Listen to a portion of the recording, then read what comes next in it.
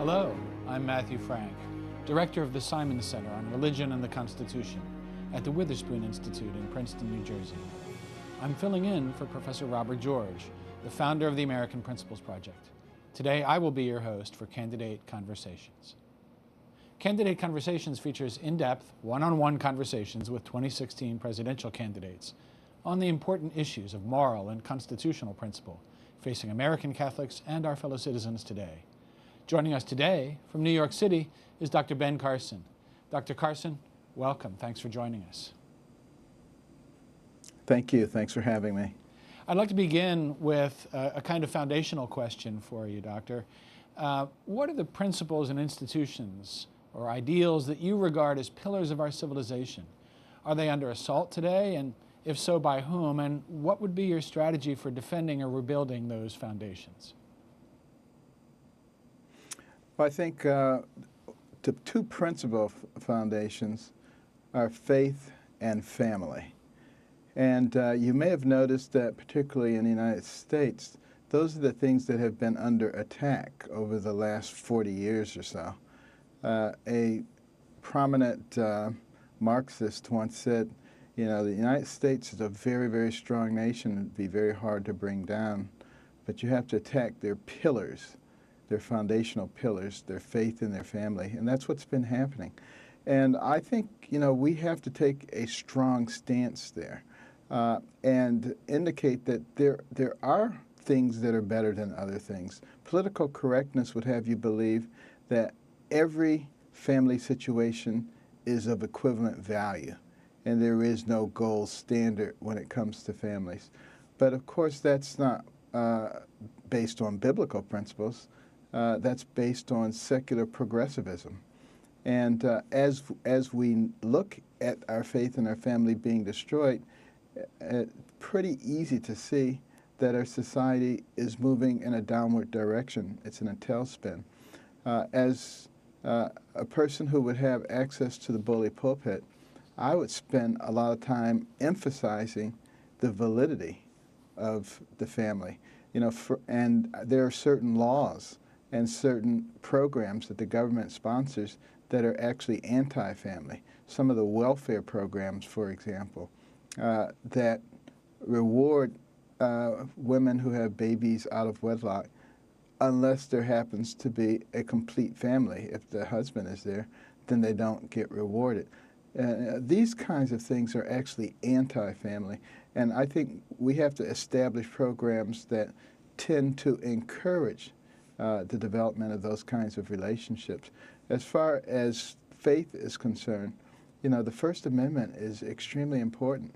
Freedom of religion, not freedom from religion, which again the secular progressives would have you believe that that was the case.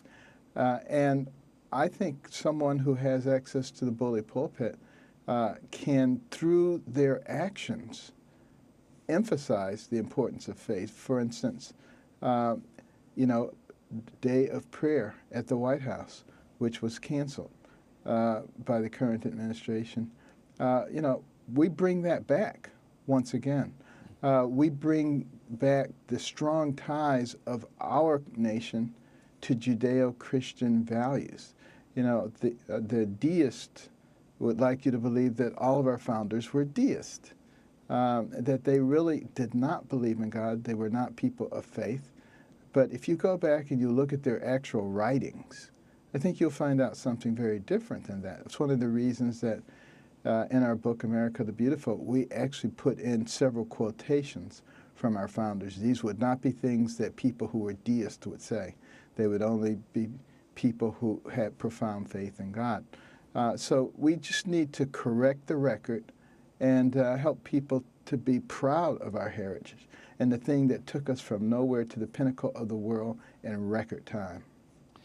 It's interesting that you began your answer to that question, Dr. Carson, by saying that changes had occurred or a decline had begun about 40 years ago. I don't think you plucked that figure 40 out of thin air. What do you see as having happened in the 1970s that led to the problems we're having today? Well, you know, you had a Supreme Court that began to be I think, overly active. You know, Roe versus Wade, those kinds of decisions, I think, begin to erode the value of life, the value of family. You begin to have government becoming extremely involved in everything that we were doing. Shortly before that time, you had, you know, the war on poverty. The government was going to eliminate poverty. In order to do that, they had to become much more active in our lives. And of course, $19 trillion later, they have not eliminated poverty. They've actually made it much worse. There are 10 times more people on food stamps, more people on welfare, poverty, broken homes, out of wedlock births, crime, incarceration. Everything is not only worse, it's much worse. And it's not so much because the government is full of bad people. It's because constitutionally, the government is not supposed to be taking care of everybody's personal needs. They're supposed to establish an atmosphere and encourage life, liberty, and the pursuit of happiness. But when the government starts doing what we, the private sector, should be doing, that's when we run into a real problem. It's interesting, Dr. Carson, you speak so eloquently of your own experience many times. I was recently reading your latest book, A More Perfect Union, and you speak there, as you have on other occasions, of your own upbringing in faith, but with a single mom, and of the occasional need she had to go on public assistance. So you do see a role for government to have a safety net for people, but nevertheless encourage their families to form and to stay together. Yes, you know, I frequently get the rap, particularly by the left. Carson grew up poor. He must have had some government assistance. He's a hypocrite because now he wants to eliminate all government assistance, which is just a total and complete lie. I have no intention or desire to do such a thing. I do have a desire, however, to create ladders of opportunity to allow people to move from a state of dependency into the strength and fabric of America. And, you know, all the policies that I would advocate would be things that would allow people to move up, not to stay in a state of dependency. Mm. You know, a moment ago, you referenced the Supreme Court's decision in the 1970s to legalize abortion, and that leads me to my next question. The 14th Amendment, as you know, says that no state shall deprive any person of life, liberty, or property without due process of law, nor deny to any person within its jurisdiction the equal protection of the laws. Now, the amendment also specifically gives Congress the power in Section 5 to, quote, enforce by appropriate legislation the provisions of this article. Do you believe unborn babies are persons whose equal right to life is protected under the 14th Amendment? And if so, would you call on Congress, if you are elected president, to use its authority under the amendment to protect the unborn? Or do you believe you're obligated to defer to what the court said in Roe versus Wade in 1973, unless and until that opinion is reversed by a future court or overturned by a constitutional amendment? Well, I personally believe that life begins at conception. I know there's a false narrative out that I believe it starts when the heart beats, simply because I said we've made progress in our society, and now there are a lot of people who at least have gone from thinking that you can kill a baby until the minute it's born to believing that life starts at the heartbeat. But I believe it starts at conception. And we have to continue making progress. We have to make these arguments. You know, technology has helped quite a bit.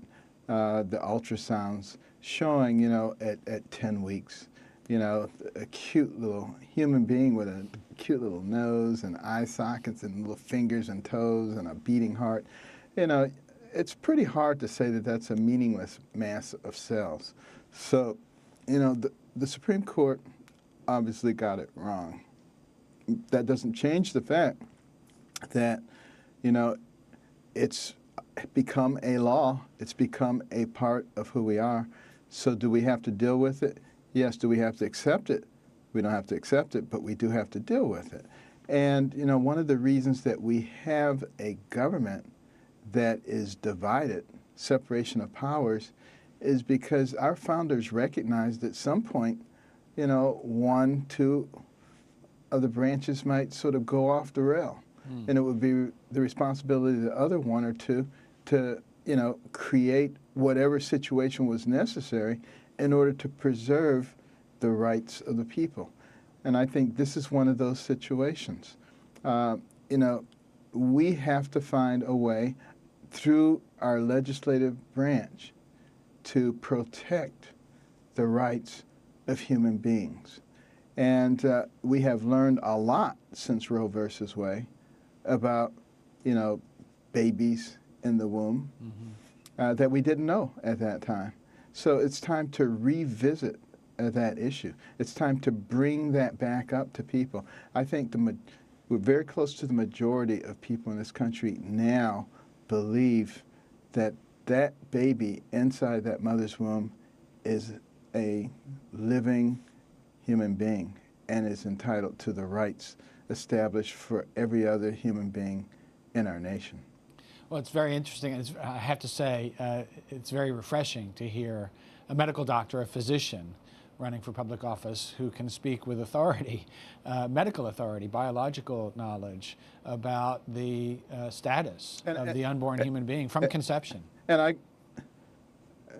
I can say that I've had the extreme privilege of operating on babies that were still in the mother's womb, right, and trying to save their lives, and then seeing such babies as adults, as functional, contributing adults. Wow. There is no one who is ever going to convince me that that is a meaningless mass of cells after having seen that. Sure. But as you said, you know, we have a separation of powers. We have principles in our Constitution about the equal protection of all lives, about the protection of life, liberty, and property with due process of law, life being the first of those rights.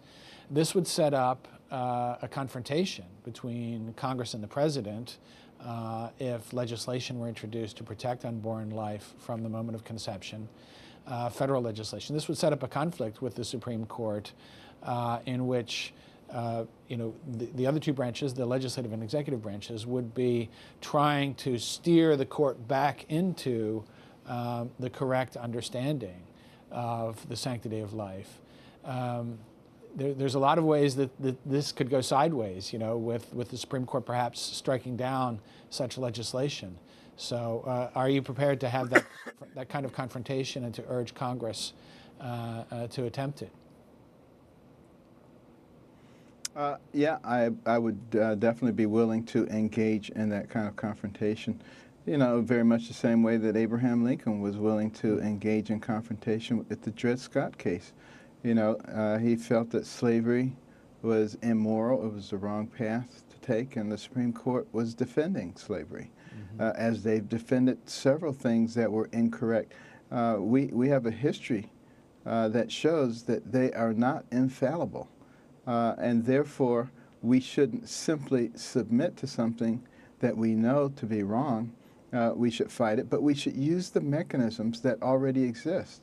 Those people who were our founders recognized fully that they were dealing with imperfect human beings. And that was the very reason that they separated the powers. And, you know, there is not only the right to intervene, there is the duty to intervene, particularly when new knowledge is discovered. We also have to be willing to adjust with the times. Recognize that when we put our Constitution in force, the average age of death was 47. So lifetime appointments for Supreme Court judges and federal judges was no big deal. You know, that has changed very substantially. I think these are things that need to be looked at again. We need to recognize that the Supreme Court and many of our federal courts have become politicized. That's poison to the kind of system that was intended in this nation. And therefore, we shouldn't just complain about it, but, you know, we need to sit down, the executive branch, the legislative branch, the judicial branch, and work out solutions to deal with the politicization of such an important part of our lives. Well, it certainly is a recurring problem in our history, and it may be reaching a kind of fever pitch now that the Supreme Court is politicized. This feeds right into my next question, Dr. Carson. No one denies that sometimes the Supreme Court gets the Constitution wrong. As you said, the court was wrong about slavery in Dred Scott. A little over a century ago, the court was wrong to overturn worker protection legislation in Lochner versus New York. And as we've already discussed, it was wrong about abortion in Roe versus Wade in 1973. This past year, in June of 2015, the Supreme Court imposed same-sex marriage on the nation in Obergefell versus Hodges. I have a question about how a president should respond, or Congress should respond, when the Supreme Court usurps the authority of the people and their elected representatives in this way. They issue edicts lacking any warrant in the text or logic or structure or original understanding of the Constitution. Now, some people say that a president always has to accept the Supreme Court's interpretation of the Constitution, no matter what they say, no matter how dubious it is, as the law of the land. That means that it binds not just the parties to the case, but all public officials, including presidents. You noted already that Abraham Lincoln disagreed with this. In fact, he vehemently refused, to treat unconstitutional court rulings as binding law. He said in his first inaugural address that this would be tantamount to the American people practically resigning their government into the hands of that eminent tribunal.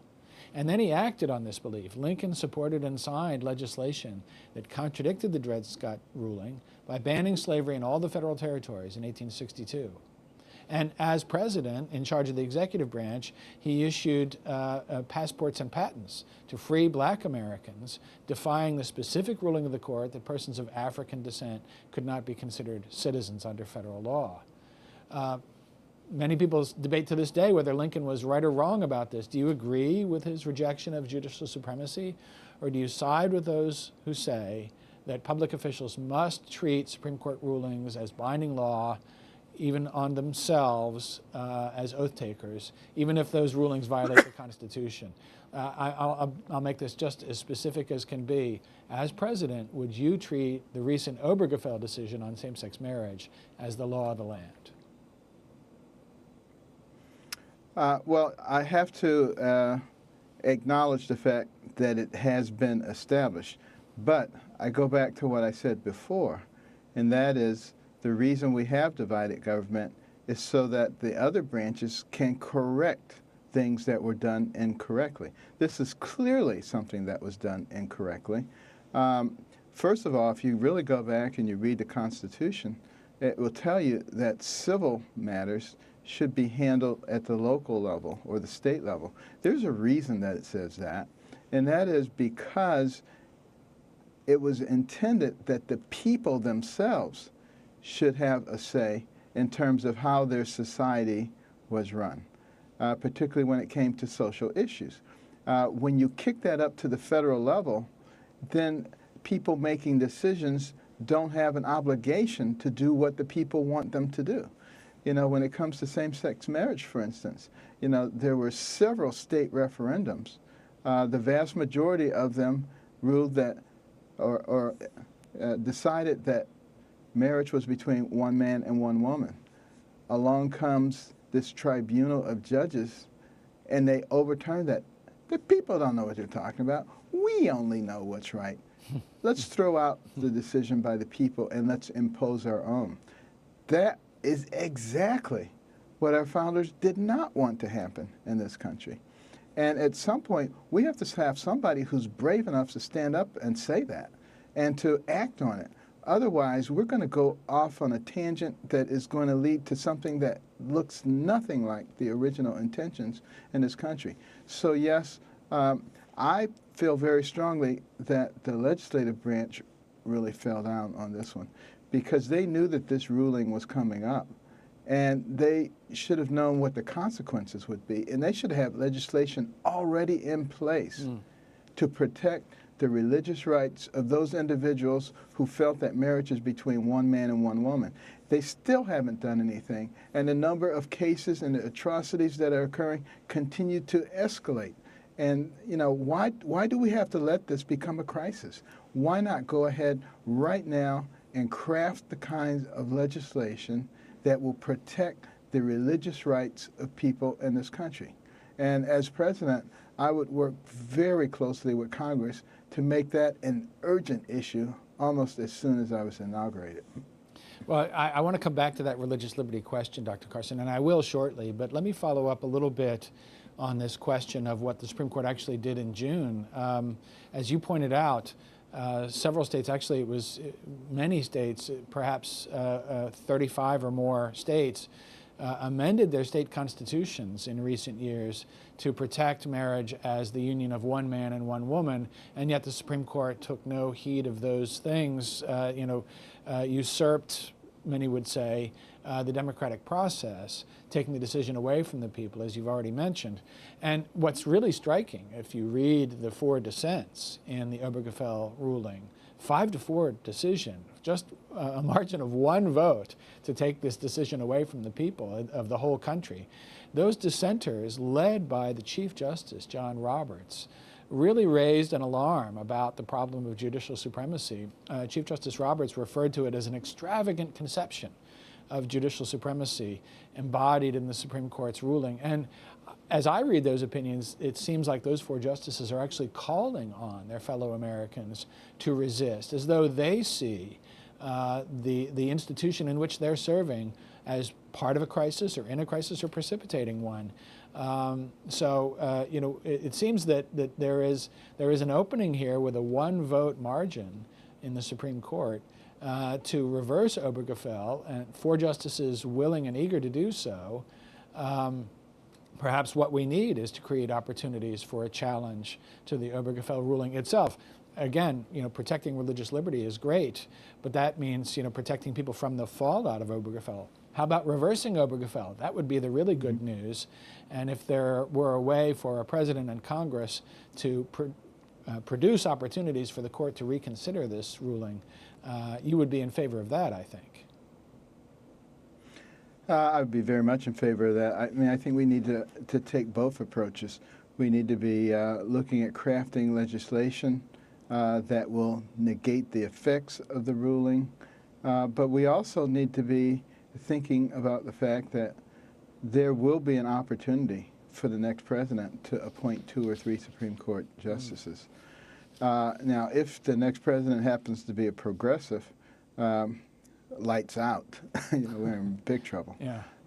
But assuming that we do get someone who is reasonable, who understands the Constitution and the rights guaranteed to the people, I think it's vital that that person, when appointing Supreme Court nominees, look at that person's entire life history.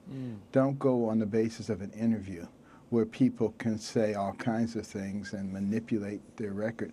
I think you need to investigate this thing as thoroughly as anybody can be investigated and see who have been their associates, what have been their rulings, what have they written about, because we're talking about the future of our country right now.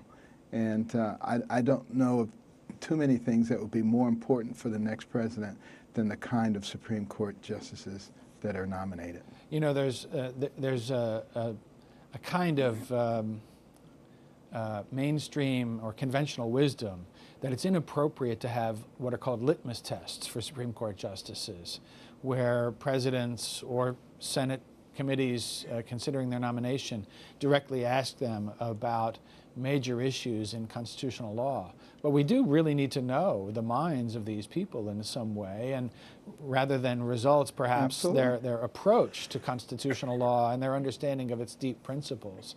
So you would not be opposed to inquiring into those things, despite the hue and cry that might result from people saying, oh, President Carson is applying a litmus test. Well, they can hue and cry all they want, but the fact of the matter is we're fighting for our nation. We're fighting for the principles that made this into a great nation. We're fighting for liberty and justice for all.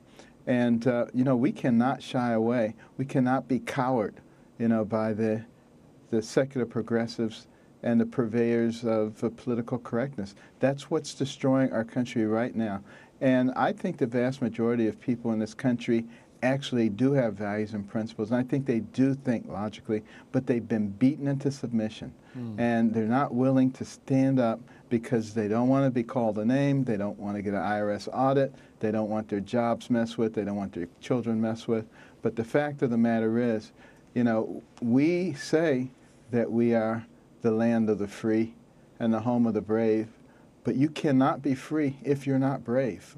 At some point, we must stand up for what we believe in, and I believe this is going to be close to our last opportunity to do that.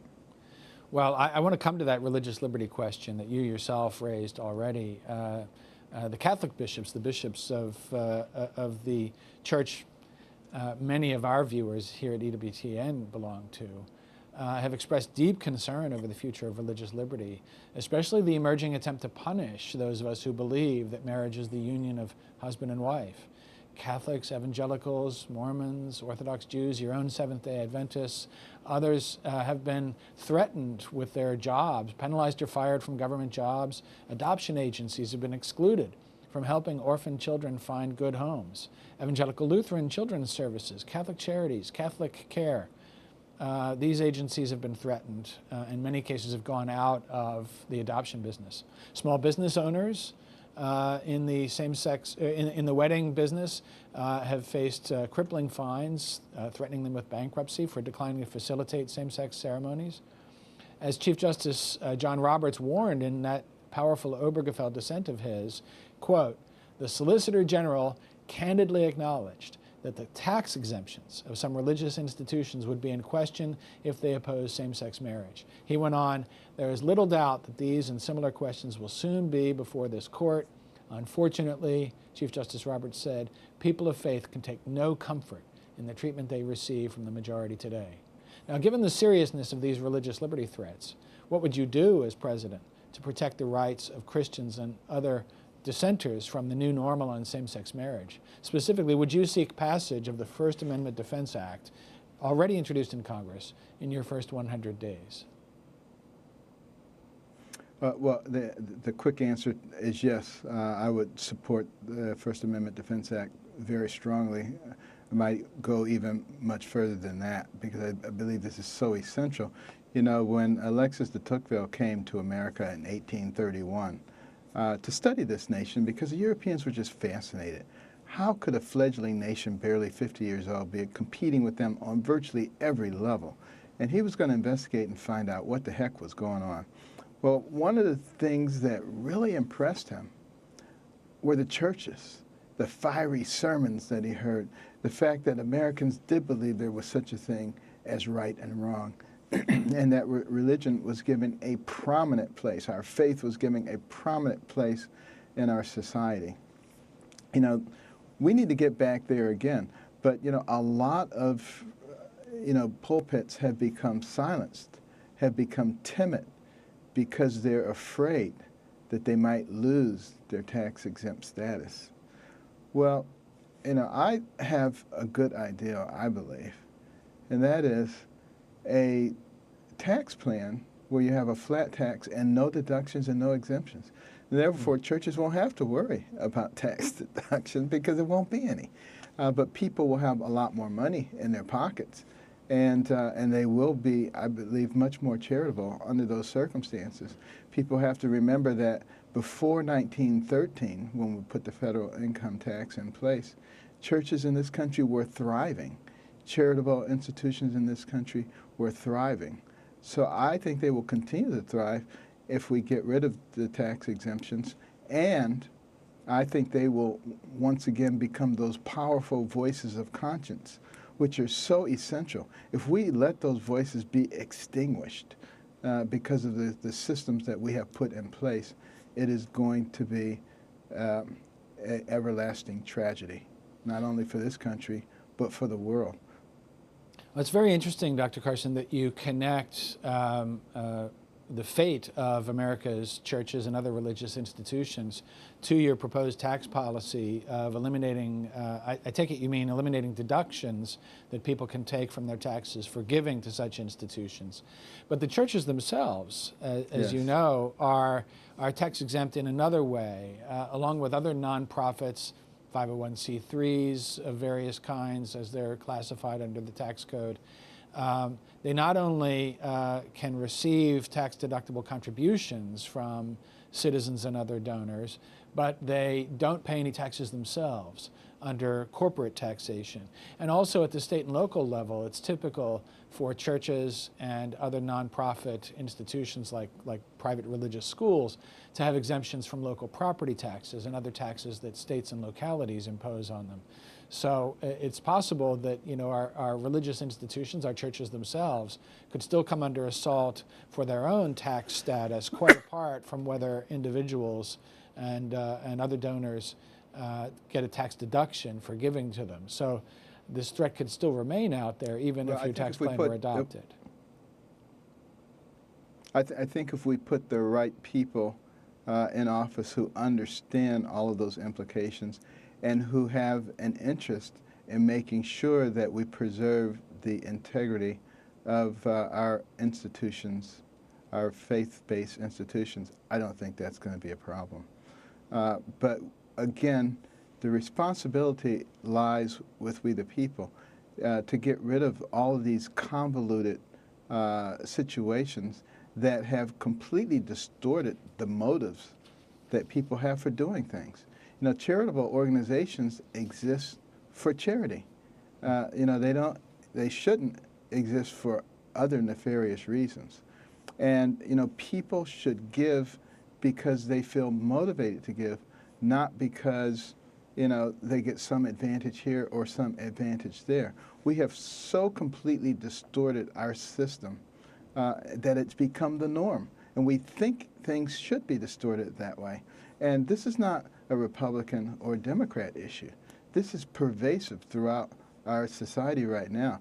And, you know, I totally understand why, you know, a lot of traditional people are very opposed to, you know, a candidate like myself because I don't believe in all that garbage. You know, I'm a strict constitutionalist, a purist in that sense. And I don't take contributions from special interest groups or from billionaires who want to influence things. Wouldn't do that as president. Wouldn't give them the time of day, to be honest with you, because the only special interest group should be the people. And, you know, the institution and the thing that we should be looking at is the Constitution, which I believe is an ingenious document. Recognize that when it was being put together at the Constitutional Convention, there was a lot of ruckus going on.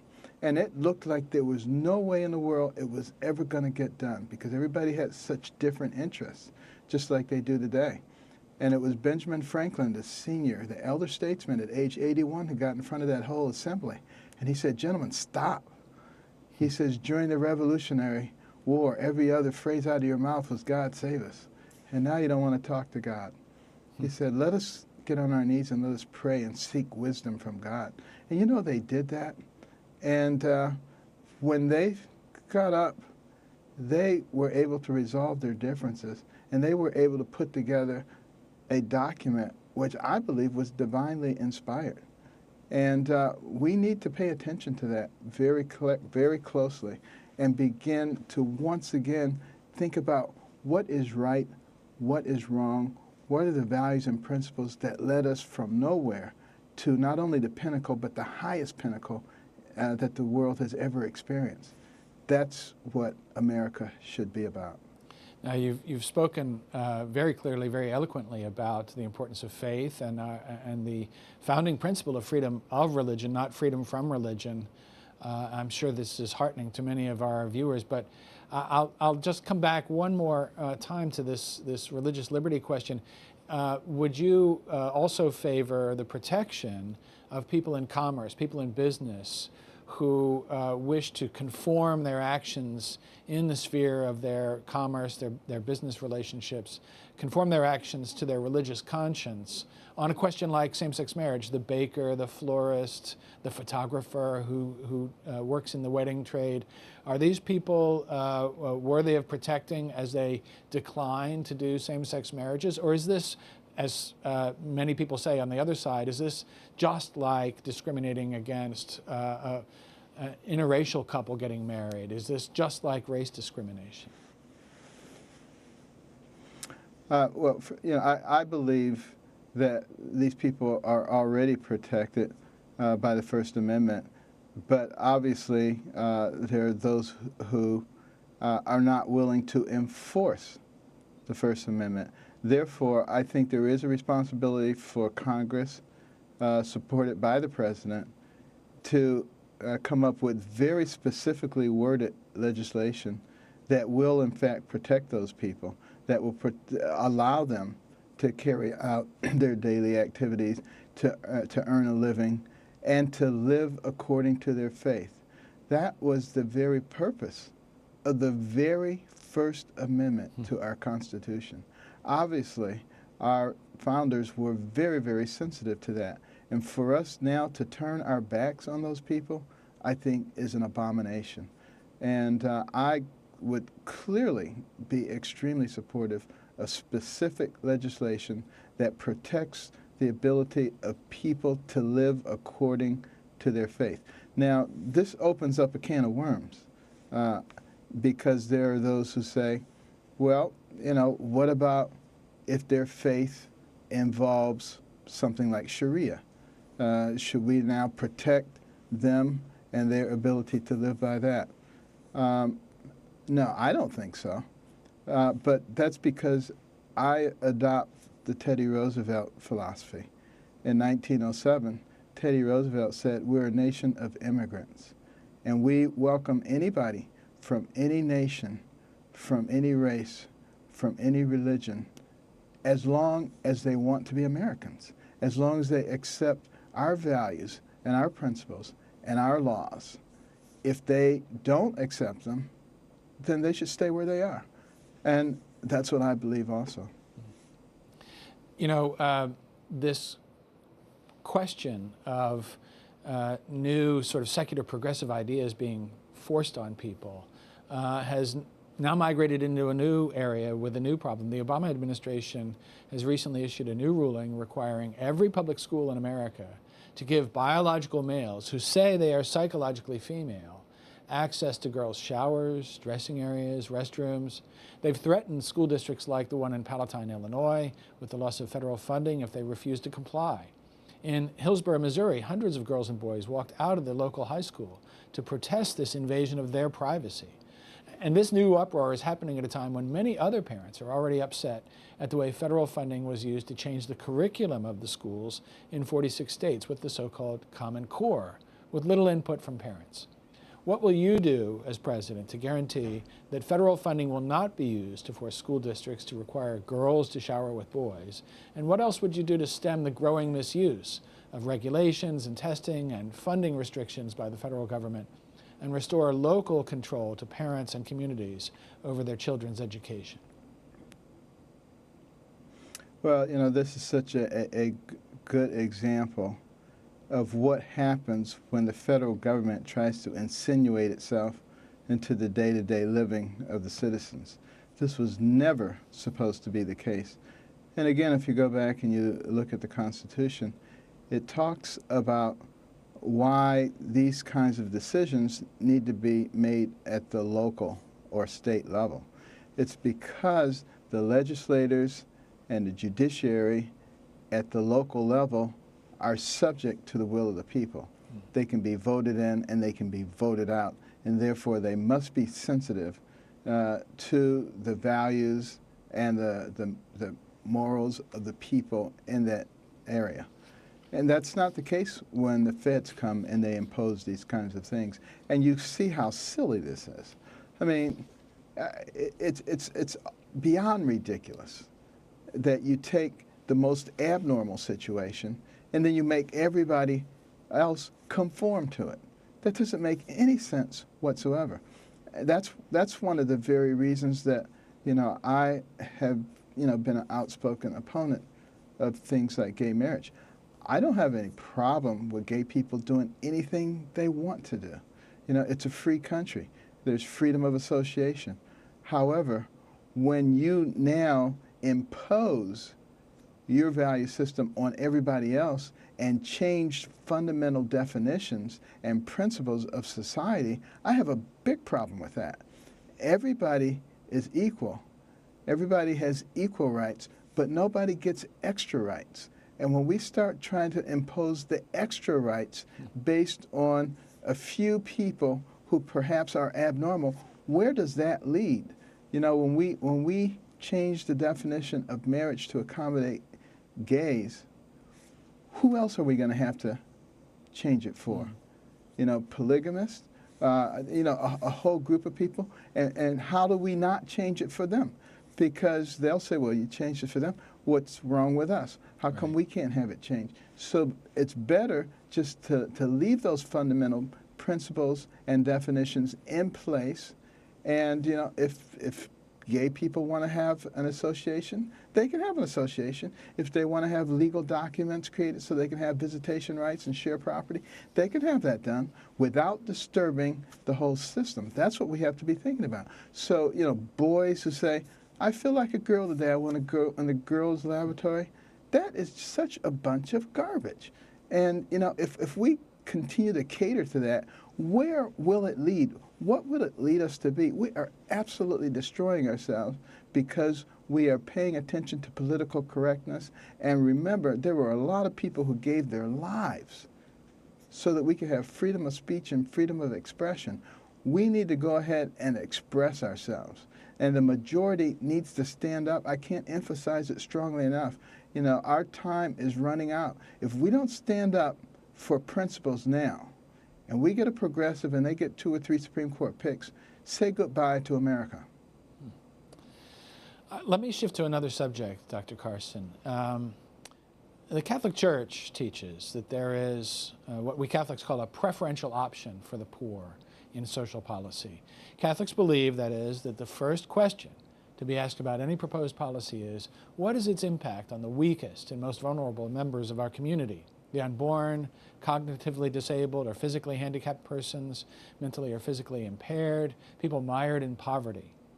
It is true, of course, that policies that help those who are already well off or comfortable can also help the less well off by creating employment opportunities and promoting prosperity in general. But what in particular would you propose to do to help middle class and especially poor Americans? Well, you know, Jesus obviously had a heart for the poor, and there are a lot of references in the Bible about our obligation to the poor. You know, having grown up very poor, you know, I very much not only sympathize but identify with the plight of poor people.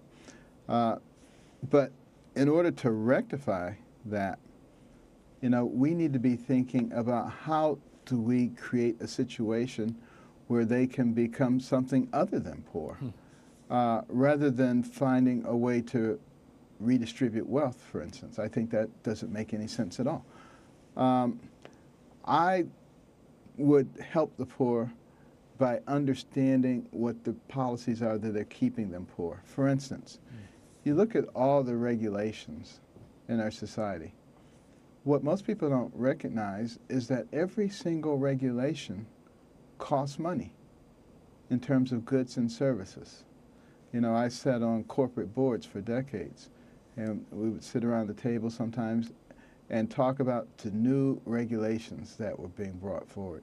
How many lawyers are we going to have to hire? How many new departments are we going to have to create? It costs a lot of money. Guess who gets to pay for that? The consumer, because it gets passed on to the consumer. And, you know, who gets hurt when you go into the grocery store and buy a box of detergent and the price has gone up, you know, 10 cents because of regulations? Poor people notice that right away. Rich people don't notice that. Middle class people might or might not notice it, but they notice it when they get to the cash register and everything in that cart has gone up a little bit because of all these regulations. Those things impact on the quality of life. Most people don't understand what's going on there. But they know that they just don't feel as empowered as they used to.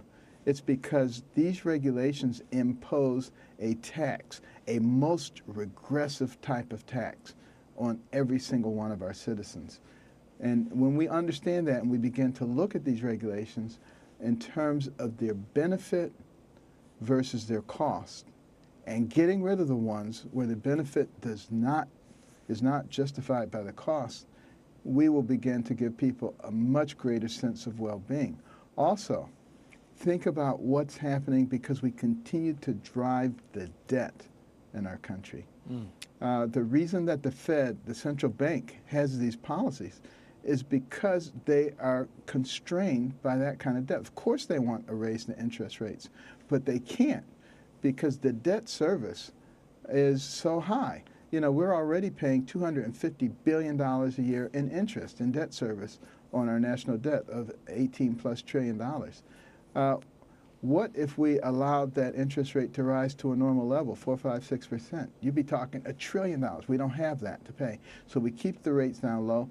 That destroys a part of the American dream, because it used to be that Bob the butcher could go to the bank every Friday, put 5% of his earnings into his savings account and watch it grow decade after decade. And then when he was ready to retire, he had a very nice nest egg, with or without Social Security. That part of the American dream, gone. And of course that impacts the ability of poor people and middle class people to create any kind of wealth at all. The only people who can create wealth are the ones who have risk tolerance and can put money in things like the stock market. And that tends to be upper income people.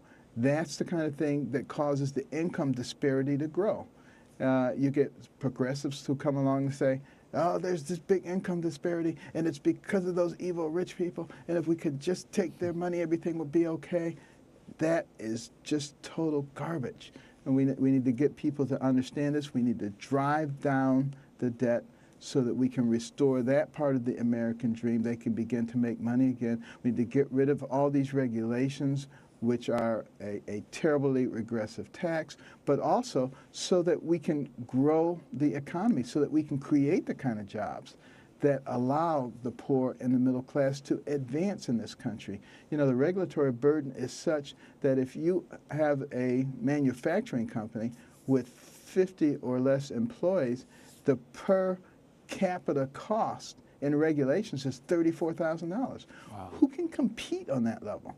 That's why we're not competing. Those are the things that are hurting the poor and the middle class. We need to make sure that people actually understand what it is and stop the silliness that is going on, and saying to people, you can have free college and can free this and that and free telephones and free everything, and just continuing to balloon the situation and destabilize the financial foundation and jeopardize the future of those coming behind us. I have one more question, Dr. Carson. Earlier, you referred to something Teddy Roosevelt said about immigration. Well, as you know, we're a nation of immigrants. Immigration has always been a source of strength for our country. Millions and millions of people, many of them poor, many not well educated, have come to our country and become productive and patriotic citizens. The Catholic bishops have long favored a version of comprehensive immigration reform that would combine a generous, welcoming policy for illegal immigrants and humane treatment that doesn't involve mass deportation or separation of families for persons who are not here legally. Do you agree with the bishops or disagree with aspects of their position? How would you handle the immigration issue in general? Well, certainly I recognize that we are a nation of immigrants. But we also have to be smart. We have to recognize that we don't have the capacity to take care of everybody in the world. If we did, that would be great. But what makes more sense is to create good situations in other parts of the world. For instance, in Cameroon right now, there are American companies over there who are helping to develop millions of acres of incredibly fertile land, producing record crops, reaping enormous benefits for themselves financially, but also improving the infrastructure of that country, creating jobs for people there, and teaching them the mass ag business so that they can carry that on themselves, and at the same time making friends for the United States. That makes a lot more sense than trying to bring everybody here. With the Syrian refugees recently, I was over there. I asked them, what is your desire? They said, our desire is to be in our own country. Not a single person said, I want to come to the United States. But, you know, what we have to do is be smart. We do have an obligation. This is a humanitarian crisis. But, you know, the northeast section of Syria, Al-Hasaka province, controlled by the Kurds and the Christians and the Sunnis, are perfect areas the size of Lebanon for the refugees to go. They just need a little support in terms of protection, International Protection Unit. There are ways to do that. Costs us a lot less money, extremely humanitarian, helps them out. You know, in terms of this country, you know, our southern border is incredibly porous. It's like a highway coming through there. And the real problem, I've been down there recently and talked to the sheriffs, are what they call the OTMs, other than Mexicans. You know, people who are not from Mexico or Central or South America, but are from Sudan and Iraq and Russia. And these people are just infiltrating our country. This is a real problem. We need to shut that border down, and we have the ability to do it. We've done it in Yuma County, Arizona, before, you know, the Justice Department came in and disassembled their program. It's easy to do. We just don't have the will to do it. And then you shut off all of the inducements that would make people want to come here. That'll take care of that problem. But you do have the people who have been here for some time, many of whom are outstanding individuals, have contributed. I think we should give them an opportunity to live above ground, not to live under the shadows all the time. And I would give them a window, like 6 months, to get registered. And they could become guest workers in our country to work in specific industries where they are needed, and they are needed. And they would, of course, have to pay taxes and a back tax penalty, but they would no longer have to hide in the shadows. Doesn't make them citizens, doesn't give them the right to vote. If they want those things, they have to go through exactly the same process as anybody else has to go through in order to get that done.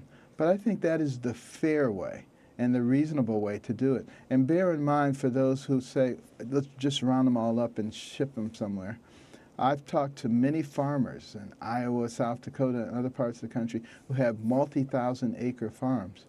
And they say, we start people out at $11 an hour. We can't hire any Americans, not a single one. And, you know, you want to see something collapse. You round up everybody and send them back. You're going to be paying $15 for a peck of tomatoes. I don't think we want that either. So if I understand your immigration policy as you've sketched it, Dr. Carson, you would permit the perhaps as many as 10 to 12 million illegal immigrants presently residing in the United States to stay if they met certain conditions of registering, and you would not bar any of them on principle from becoming citizens in future if they take the right steps to normalize their status to prove that they are worthy of being U.S. citizens. Right. Now we're talking obviously about people who have pristine records. We're not talking about Okay. you know, people who have been problematic. Yes. There's a base in the Republican Party that some candidates are appealing to very strongly that might be inclined to respond to what you've just said by saying, Ben Carson's for amnesty. How do you respond to that? Of course they would. Of course they would say that, and of course they do say that. But you know, there's nothing that I have said that is inconsistent with American principles. You know, we need guest workers. Guest workers want to be here. You fashion the correct type of guest worker program. That's not amnesty. Amnesty would be if we just say, okay, you broke the law and it's okay, and you can become an American citizen. That's very different from what I just described. I talked about something that is pragmatic, that makes sense. And as I've said, you know, the process of becoming an American citizen is not an easy process. And the vast majority of those people probably wouldn't want to go through that process, but they do want to make a living. They want to be able to send money back to their families in Honduras or wherever they are.